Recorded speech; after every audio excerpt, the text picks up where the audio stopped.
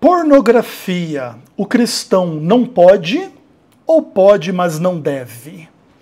Eu sou o Ezequiel Gomes, você está no canal Vem Senhor Jesus e recentemente aqui no canal eu fiz 3 vídeos falando de pornografia e eu quase inclusive regravei o final do último vídeo para comentar um pouco o que eu vou comentar nesse vídeo, tá? Mas aí eu acabei entendendo que foi bem espontâneo aquele vídeo, tudo bem no improviso como sempre por aqui.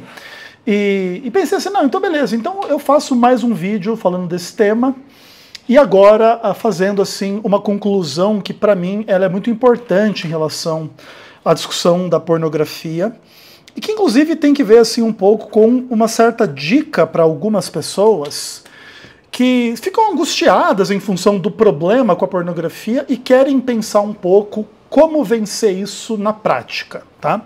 Como superar o vício, ou como superar essa coisa da gente cair de tempos em tempos, porque mesmo que você não consuma pornografia numa base diária, pode ser que você consome uma vez por semana, uma vez por mês, uma vez a cada 2, 3 meses, você não consegue ficar muito tempo além disso sem ver pornografia.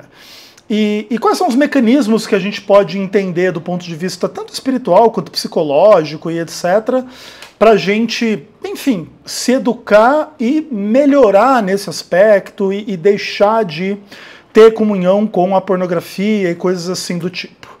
E essas questões elas são muito complicadas porque o que acontece?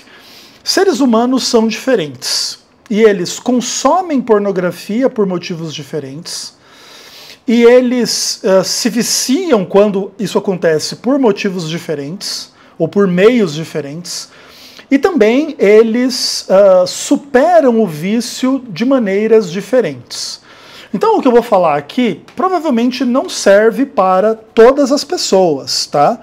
Porque cada um é um pouco diferente, depende um pouco de como que é o hábito da pessoa, por que a pessoa consome aquilo, e como que ela funciona do ponto de vista psicológico, emocional e espiritual, para que ela tome uma decisão numa direção X ou Y, no intuito de superar aí o problema com a pornografia.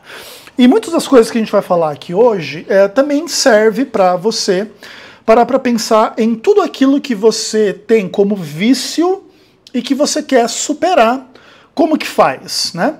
E eu tenho uma certa experiência com a superação de vícios, e eu acho que vale a pena eu dividir algumas dessas coisas para vocês, com vocês, sobre como que eu experimentei essas coisas na minha vida e que dica eu posso dar para você. Mais uma vez falando, né? Entretanto, não necessariamente você é parecido comigo e você se beneficiaria da forma como eu penso, como eu ajo em relação a isso, tá? Mas para mim funciona e pelo menos assim me ajuda a manter algumas questões em perspectiva. Então, vamos lá. Antes da gente voltar a refletir no tema do vídeo, aí, no título do vídeo, o cristão não pode ver pornografia, ou ele pode, mas não deve, eu queria ler um texto bíblico aqui em Romanos capítulo 7, que vai me ajudar a nortear um pouco os meus pensamentos, tá? Aí ele diz assim a partir do verso 7. Que diremos, pois? É a lei pecado? De modo nenhum. Mas eu não teria conhecimento do pecado senão por intermédio da lei. Pois eu não teria conhecido a cobiça se a lei não dissera, não cobiçarás. Mas o pecado, tomando ocasião pelo mandamento, despertou em mim toda sorte de concupiscência, porque sem lei está morto o pecado.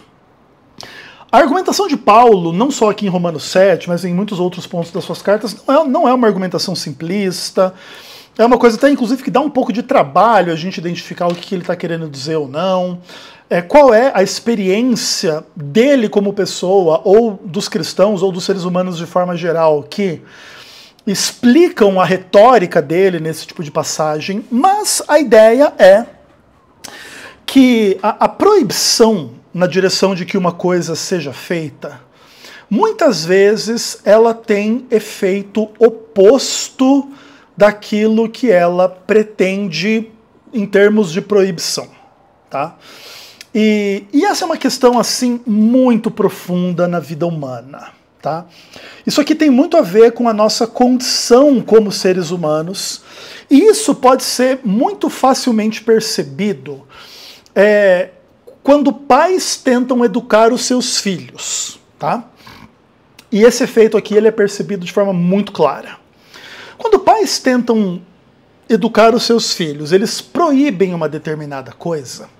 Às vezes o que acontece é que eles geram, em torno daquilo que é proibido, uma certa áurea, né? E é interessante usar a palavra áurea, que geralmente é uma coisa que significa uma coisa positiva, mas para falar assim de que, tipo assim, é como se aquilo que é proibido se tornasse meio radioativo e começasse a emitir um brilho e uma luz, e aquilo chamasse a atenção e fizesse a pessoa ficar curiosa. Esses dias eu estava vendo uns videozinhos curtos, acho que no YouTube, e aí eu entrei em contato com uma história que eu não sei se você já ouviu falar, mas que é bem interessante. Um hospital, se não me engano foi no Nordeste, descartou uma máquina de raio-x de uma forma irregular num lixão da cidade. E a máquina de raio-x ela contém um elemento radioativo ali dentro. E um catador dessas coisas de lixo, assim, passou lá no lixão onde estava essa máquina de raio-x. E a máquina acabou que quebrou e expôs essa parte radioativa, e era uma coisa, tipo assim, meio brilhante. E esse morador de rua não sabia o que era aquilo, pegou aquilo e achou aquilo super bonito, super interessante, pegou aquilo e levou aquilo para casa. Chegou lá na casa, ele, olha gente, olha o que eu encontrei no lixo, olha, tem um negócio aqui que tá brilhante, olha que legal. E basicamente no final das contas, ele pegou aquele negócio, a filha dele botou aquilo na boca, entrou em contato com o olho, com pele, não sei o que, e passou um certo tempo, ele pegou aquele negócio, pegou um ônibus, foi levar para não sei quem lá para conhecer o negócio, não sei o quê, e as pessoas que começaram a entrar em contato com aquele material começaram a adoecer e começaram a demonstrar vários sinais assim de intoxicação e um monte de coisa assim e tal. Até que foram rastreando o que tinha acontecido e entenderam que o cara tinha achado esse negócio de raio-x lá no lixão e tinha contaminado um monte de gente na cidade com aquilo. Teve que evacuar a cidade até fazer descontaminação radioativa, não sei o quê. Inclusive isso aconteceu no Brasil, tá? Bem curiosa essa história. Se você procurar alguma coisa sobre isso no Google, você deve encontrar, tá? Mas o que acontece? Às vezes a proibição, ela cria esse brilho em torno daquilo que é proibido. E também, o que acontece? Esse fenômeno faz com que aquilo que é proibido brilhe no coração do ser humano de uma forma diferente. Então, o que acontece, assim, proibição é uma coisa que tem que tomar bastante cuidado, assim, sob certo aspecto, porque é uma questão, assim, que não é muito simples. Mas, além disso, existe um outro problema. Porque o que acontece, assim, as proibições da lei divina, não adulterarás, não furtarás, não matarás, não dirás falso testemunho, não farás para ti imagem de escultura, todas essas proibições, não trabalhar no sábado e etc, e etc. Se você acessa elas muito na superficialidade, você pode ter um pouco de dificuldade de entender por que não. Tá? E claro, tudo depende um pouco de como que você pensa a respeito de determinadas questões. Tá? Por exemplo, na nossa sociedade existe o fenômeno atual muito comum de justificar bandido. Não sei se vocês já entraram em contato assim com correntes políticas e ideológicas que tornam o bandido meio que um coitadinho, uma vítima da sociedade. Inclusive, isso tudo foi muito debatido no Brasil no contexto, né, da saída do PT, da queda da Dilma, depois da entrada do Bolsonaro, e era o papo bandido bom é bandido morto. Engraçado que Jair Messias Bolsonaro se revelou, no final das contas, ele mesmo um bandido, né, e a maioria dos seus seguidores que acreditava que bandido bom era bandido morto, agora aparentemente aliviou um pouco a situação, né? Eu continuo acreditando que bandido bom é bandido morto, gostaria que Lula e Bolsonaro estivessem mortos ainda, inclusive, tá? Mas enfim, não sendo possível assim agir nessa direção por minha própria conta, fico só no desejo mesmo, né? Enfim. Mas o que acontece? Existe um monte de gente tentando justificar bandido em inúmeros contextos, assim, não, como que não pode furtar? Não, se o cara nasceu na pobreza, o cara vê o outro ter o que ele não tem acesso a estudo, a trabalho, a não sei o que, ele vai lá, e às vezes é justificável lá o cara roubar isso ou aquilo, não sei o que. Não adulterarás. Não, às vezes, poxa, você está casado com uma pessoa, mas você conhece uma outra pessoa no trabalho, numa festa, não sei o quê, e de repente faz parte da vida você, né, transar com essa outra pessoa, depois voltar para casa, para sua esposa, para o seu marido, normal. Não matar, não, mas às vezes a gente tem que, né, alguém de repente é uma ameaça pra gente, a gente pode eliminar, e etc, etc, etc. E algumas dessas coisas, elas parecem muito absurdas pra gente. Outras nem tanto, ou assim, para algumas pessoas parece muito absurdo, para outras parece uma coisa muito normal, né? Tem várias pessoas que matam, que roubam, que mentem, que estupram, que fazem trocentas coisas erradas, e elas pretendem, assim, justificar aquilo bem numa boa, assim. E não é uma questão muito simples a gente justificar as proibições divinas, tá? Inclusive, por detrás dessa discussão, existe a discussão sobre se de fato existem imperativos morais universais e atemporais, né? Que tem a ver com uma coisa assim, tipo assim, ó, em um momento da sociedade, isso aqui era errado, mas aí em outro momento não. Então lá na antiguidade, não sei o que, adultério era errado, agora não tanto. Não, lá naquela época, essa coisa de não matar era muito importante, lá porque eles eram muito pacifistas. Hoje em dia não, pena de morte, vamos matar mesmo e acabou. Enfim, tem trocentas discussões assim sobre essas questões, tá? E uma outra questão que é muito profunda, muito difícil, assim, tem que ver com se a lei de Deus, ela é, por exemplo, assim, se é Deus que estabelece que uma coisa é errado, porque Deus diz, ou se é o caminho inverso, Deus sabe que aquilo é errado e por isso ele diz. Isso é uma questão que pode pode ser um pouco boba para você que ouve, mas essa discussão é muito difícil. É basicamente o seguinte: não adulterar, não ver pornografia, não matar, não roubar, sei lá, várias dessas coisas. É errado porque Deus disse para não fazer, então a autoridade divina está ali, Deus falou não, então se fizer é errado porque Deus falou para não fazer, ponto. E Deus estabeleceu que não porque ele, Deus, arbitrariamente decidiu que ele não quer aquilo e ponto final. Então, tipo assim, é a vontade dele contrariamente às vontades de quem quer matar, de quem quer roubar, de quem quer adulterar e um monte dessas coisas. Mas existe uma outra forma de você argumentar. Deus, ele, pela sua onisciência, ele conhece os resultados de tudo aquilo que se faça.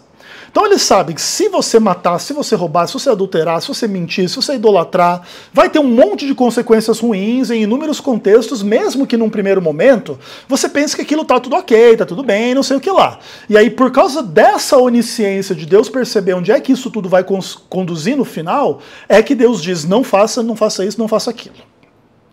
Isso é uma questão muito importante, assim. E por detrás disso também existe a discussão do não pode versus o não deve, né? Que tem que ver, inclusive, com a questão do livre-arbítrio e da educação e da maturidade que a gente deveria ou deve ter na hora de lidar com proibições e com transgressões e com questões, enfim, da nossa natureza ou da nossa vontade ou dos nossos planos ou do monte de coisa. Então, vamos tentar desamarrar alguns nós aqui e tentar entender alguma coisa. Bom, eu pretendo que o que acontece? O universo da proibição, assim, taxativa e meio superficial conduz à infantilização das pessoas. Então, por exemplo, a pessoa que supõe que o cristão não pode ver pornografia, ou ela é ela própria infantil, ou ela está infantilizando o outro com quem ela está conversando. E eu estou dando um exemplo aqui da pornografia, mas já falei que posso dar o exemplo de um monte de coisa. Não pode usar droga, não pode beber, não pode fumar, não pode fazer isso, não pode fazer aquilo. E isso pode ter que ver com aspectos da lei de Deus, ou mesmo de questões não exatamente presentes na lei de Deus. Não pode ir no cinema, não pode ouvir essa música, não pode ver aquilo, não pode fazer aquilo, e um monte dessas coisas. Esse universo do não pode, muito taxativo e muito superficial, e mesmo assim, não pode porque Deus disse não. Tá, mas Deus não tem um motivo para dizer não. Então, por exemplo, mesmo que Deus tenha um motivo, mas se você simplesmente diz que uma pessoa não pode fazer uma coisa, simplesmente porque Deus disse ponto final, veja bem, a pessoa poderia questionar, mas será que Deus realmente existe? Será que Deus realmente falou isso? E etc. Entende? O que eu estou querendo dizer com isso é o seguinte: a postura da proibição muito taxativa e muito superficial, mesmo querendo usar a autoridade de Deus, ou do governo, ou da lei, ou disso ou daquilo, é uma postura de pessoa infantilizada e que infantiliza a outra. Tá? E eu acredito que isso aqui não resolve o problema dos pecados que viciam e que são muito fortes na natureza humana. Tá? Porque o que acontece? A pessoa que ouve a proibição de uma forma superficial e etc., com base numa autoridade externa a ela mesma, a sua própria vida, a sua própria realidade, ela não entende por que não. E mesmo que você tente explicar da tua forma, a pessoa pode ter uma perspectiva diferente. Então, não, você não pode adulterar porque sua mulher vai ficar triste. Aí o cara pode pensar, não, tudo bem, mas se eu não adulterar, eu vou ficar triste. A pessoa, por exemplo assim, cada pessoa que quer fazer qualquer coisa, ela pode identificar os motivos dela mesma para querer fazer uma coisa, para querer matar, para querer roubar, para querer adulterar, para querer ver pornografia, para querer fumar, para querer jogar, para querer fazer qualquer coisa. Entende? Então, a pessoa, ela quer fazer uma XYZ coisa, e a mera afirmação de que não pode não resolve o problema. Entende? E, tipo, não resolve mesmo. Primeiro porque aquilo que é revestido do não pode já tem essa áurea radioativa que atrai o ser humano, mesmo que depois vai machucar o ser humano e adoecer o ser humano. Mas ele só vai perceber isso depois que ele se embrenhar naquilo que diz que não pode, e aí talvez depois que ele se embrenhar e se der mal, ele até vai dar razão que não podia mesmo. Mas ele não entende isso antes que ele experimente as consequências ruins daquilo. Pelo menos em alguma medida, na medida que ele acha suficiente para dar o braço a torcer.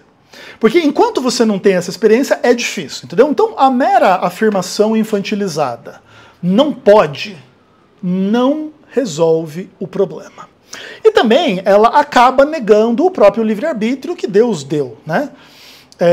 Porque no final das contas, pode. Pode matar, pode roubar, pode mentir, pode enganar, pode fumar, pode beber, pode ver pornografia, pode tudo. Mas, no final das contas, estas questões vão conduzir a inúmeras consequências que também vão precisar ser encaradas, né? Você pode, como se diz, né? Você pode escolher o que você vai fazer, mas você não pode escolher se você vai colher ou não as consequências do que você fez, ou do que você faz, né? Então, tem um pouco a ver com isso, entendeu? A postura mais adulta, vamos dizer assim, ela vai ter uma resposta um pouco diferente. Que é aquilo que eu abracei para minha vida em relação ao pecado. Quando eu passei pela minha conversão, e eu contei bastante sobre esse processo recentemente aqui no meu canal, eu entendi assim, algumas coisas muito claramente a respeito de toda a minha postura com sexo, com drogas, com música, com, sei lá, um monte de coisas erradas e ruins, assim, do pecado da humanidade em geral e dos meus pecados de forma específica. E quando eu parei para raciocinar na lei de Deus, de uma perspectiva séria e adulta, lembra, eu me converti adulto, tá? Eu não me converti criança ou adolescente, nada do tipo. Então também isso ajudou a moldar a minha percepção de algumas coisas de uma forma um pouco diferente do que quem é criado na igreja, tem a cabeça, mas não pode, não pode, não pode. Que é a cabeça da criança, vamos dizer assim. O papai, o Deus, não sei o que, falou que não pode, não pode, não pode, ai meu Deus, não pode, não pode, não pode.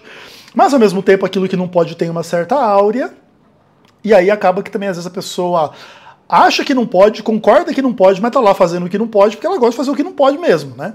Então também aquilo não conduz exatamente à superação, né? Porque senão também bastaria Deus fazer uma lista de tudo que não pode, e aí o mundo ia virar um paraíso, né? E também não é assim que funciona.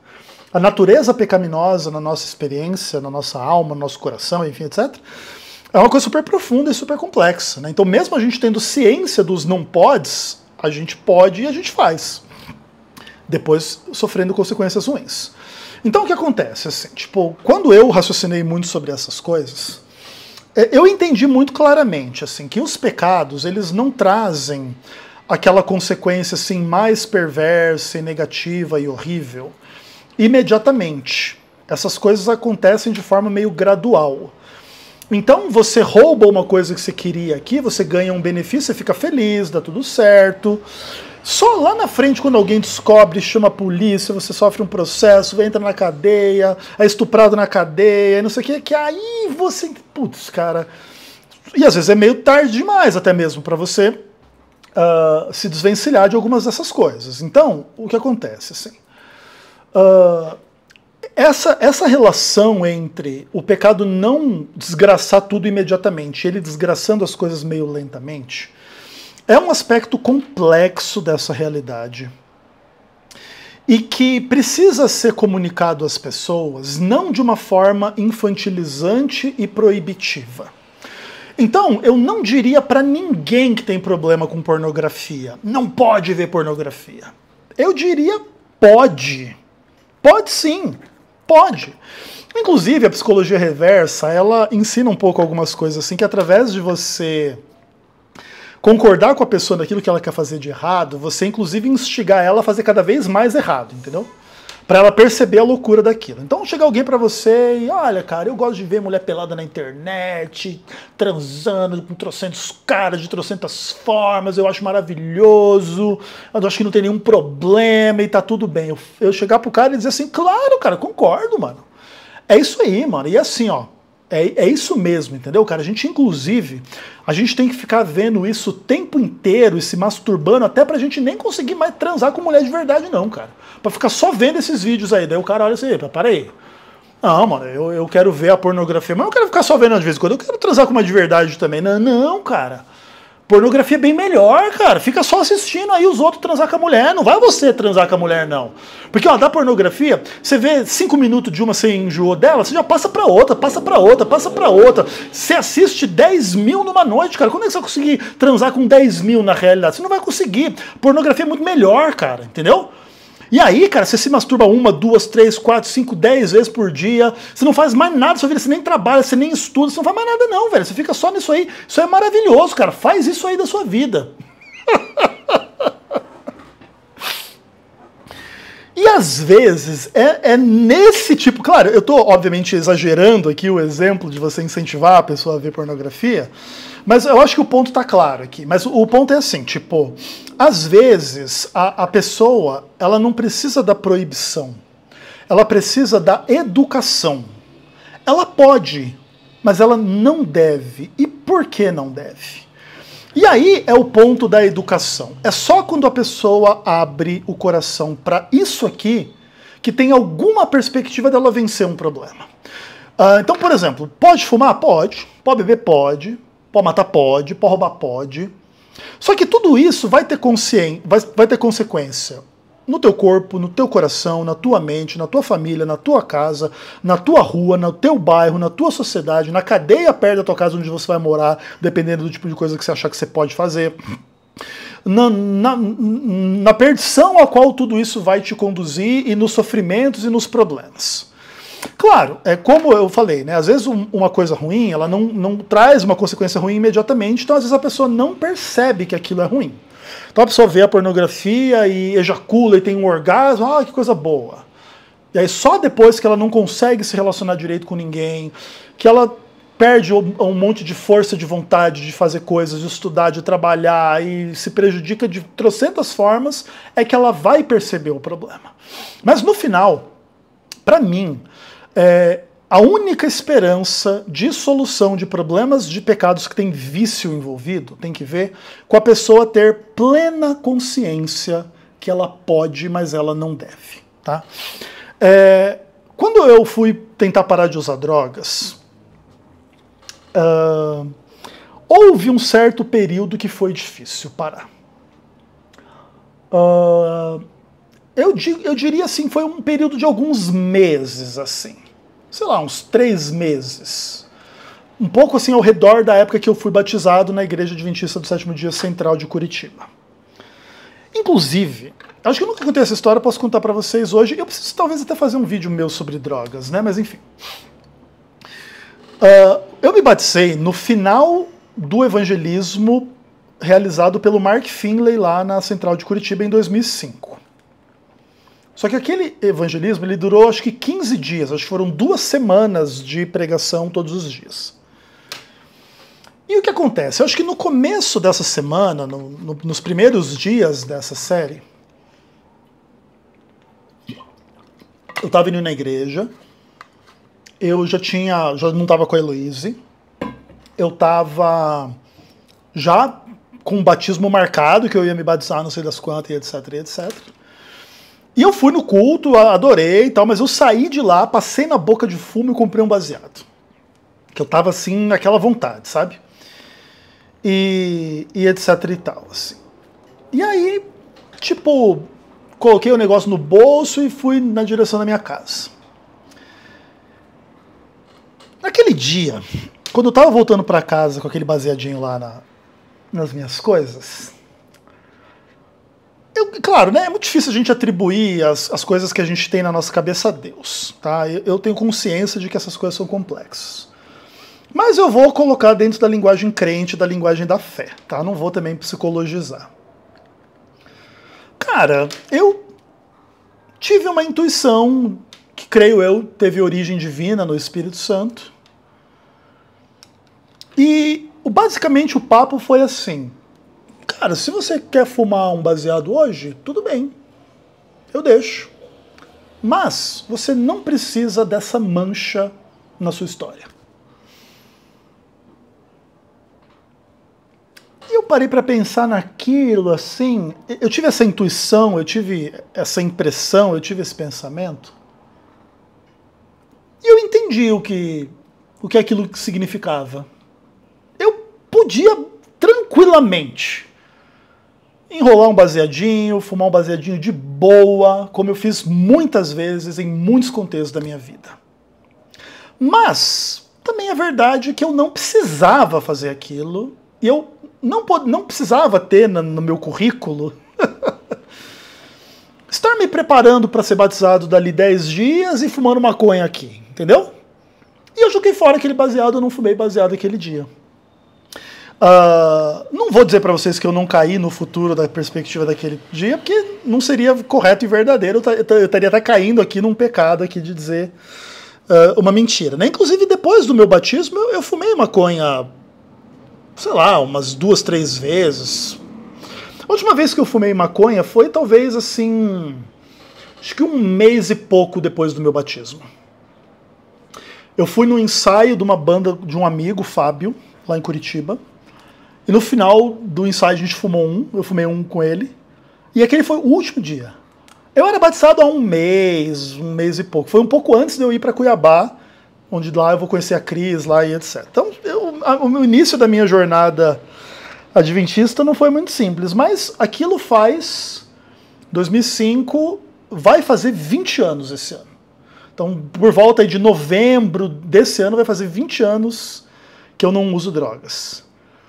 E o que acontece, assim, pra mim, essa coisa de eu poder fazer e não querer, porque eu não devo, é muito mais legal do que eu não poder, assim, simplesmente, entendeu? E assim, por exemplo, eu sou uma pessoa com muita experiência, assim, de drogas e de coisa arada, e de sexo e de um monte de coisa. E eu sei que eu posso e eu sei onde encontrar várias coisas, assim, que em tese pode, mas não deve. E, cara, pra mim, assim, a ideia de que eu posso, mas eu não quero, ela é tão prazerosa pra mim. É tão prazeroso pra mim. Cara, eu posso passar aqui a noite inteira vendo mulher pelada, transando, não transando. Cara, eu posso, cara. Mas eu não quero. Entende? Tipo, eu quero dar o meu coração e a minha cabeça pra outras coisas. Eu quero ser uma pessoa melhor. Eu quero ter coisas mais nobres em mim. Eu quero ter mais força de vontade, eu quero ter mais potência sexual, eu quero ter mais saúde, eu quero ter mais alegria, eu quero ter mais comunhão com Deus, eu quero estar mais preparado para ser usado por Deus. E claro, vamos dizer que eu caia, que eu bebo o que eu não devo, que eu vejo o que eu não devo, que eu fume o que eu não deveria fumar, e etc. Recomeça do mesmo ponto. Eu posso, mas eu não quero, mas eu não devo. E você precisa entender que você não quer e não deve, se é que você entende dessa forma, por ter uma compreensão mais ampla de tudo que está por detrás daquilo que se pode, mas não se deve. Em termos de sociedade, do efeito que aquilo tem sobre a tua alma, o teu corpo, teu coração, tua família, teus relacionamentos. E para mim, essa maturidade nas coisas é uma coisa assim que sem ela, eu acho que ninguém consegue realmente vencer. A não ser que você seja uma pessoa muito idiota e muito infantil, assim, do tipo, ai, não pode, então eu não faço. Sabe assim? A pessoa que é mais infantil, e aqui nesse aspecto tem um elemento ruim da infantilidade, mas às vezes, vamos tentar ser tolerante. Existe um aspecto bom na infantilidade se essa infantilidade for tipo assim, como uma confiança que você tem em Deus como uma criança, e Deus falou não e você não chega nem perto daquilo. Tudo bem, se você consegue agir dessa forma com as coisas, tudo bem. Mas lembra, Paulo, ele mostra que a maioria dos seres humanos, de uma forma meio que geral, não se contentam com essa postura. E às vezes é quando Deus diz não que a gente diz, meu, mas é isso que eu quero. Né? Deus diz, não pode transar, não sei o que, é isso que eu quero. Não, não pode fazer, não, é isso que eu quero. Não, não pode trabalhar no sábado, é isso que eu quero. Não, não pode, não sei o que, é isso que eu quero. E a única maneira de reverter isso não é a lavagem cerebral, não é o medo do não pode, eu vou pro inferno, uma coisa simplista. Não, não. É entender por que não pode.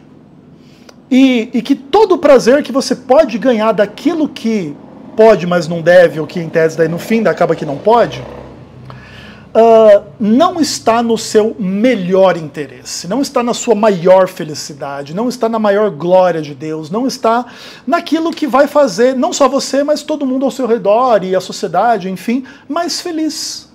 E é por isso que em tese não pode, ou pode, mas não deve, né? Não é assim que, tipo, se você for promover ou for criar um filme pornográfico, vai cair um raio na sua cabeça porque não pode. Ou alguma força da natureza vai impedir. Não, não, não vai impedir, tanto que tem bilhões aí, sei lá do que, de pessoas promovendo, produzindo e consumindo essas coisas, tá? Por quê? Porque pode. Agora, deve. Aí você vê o resultado da vida das pessoas que produzem, da vida das pessoas que consomem. Não só assim, de uma forma maldosa, mas de uma forma real. Tornou essas pessoas realmente mais felizes? Redundou em realmente mais comunhão sexual das pessoas com as pessoas? Tem muito mais felicidade no mundo por causa dessas coisas? Tudo a resposta é não.